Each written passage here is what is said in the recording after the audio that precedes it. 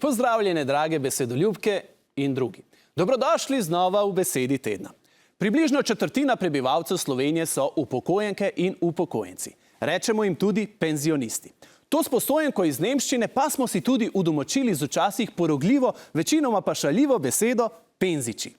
Kako pa rečemo nekomu, ki poskuša vsa morebitna nezadovoljstva upokojencev, in vemo, da teh ni malo, izkoristiti za svoje osebne politične interese?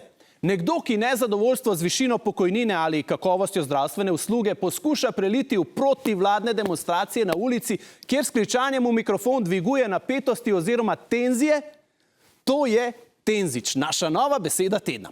Tenzič, človek, ki je tudi sam penzič oziroma upokojenec, a ima nenasitne politične ambicije in zato na vse pretege podpihuje upokojensko jezo, da bi tako na krilih njihove volilne moči zavzel stolček. Pa naj si bo tisti v Bruslju, tisti v parlamentu ali pa vsaj županski.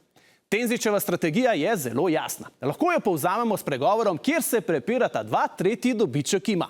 Stranki v prepiru sta seveda vlada na eni in upokojenci na drugi strani. Dobiček pa bo koval Tenzič po volitvah, če le se mu računica izide. Lahko bi rekli, da smo prve tenziče v Sloveniji že imeli, z nekoč zelo aktivno, danes pa bolj kot ne upokojeno stranko Desus.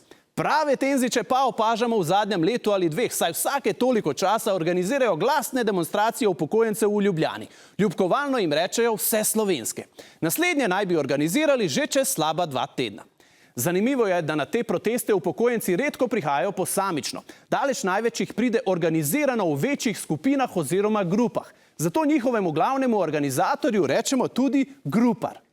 Tistemu, ki pa na teh dogodkih ustvarja največ hrupa, pa rečemo hrupar.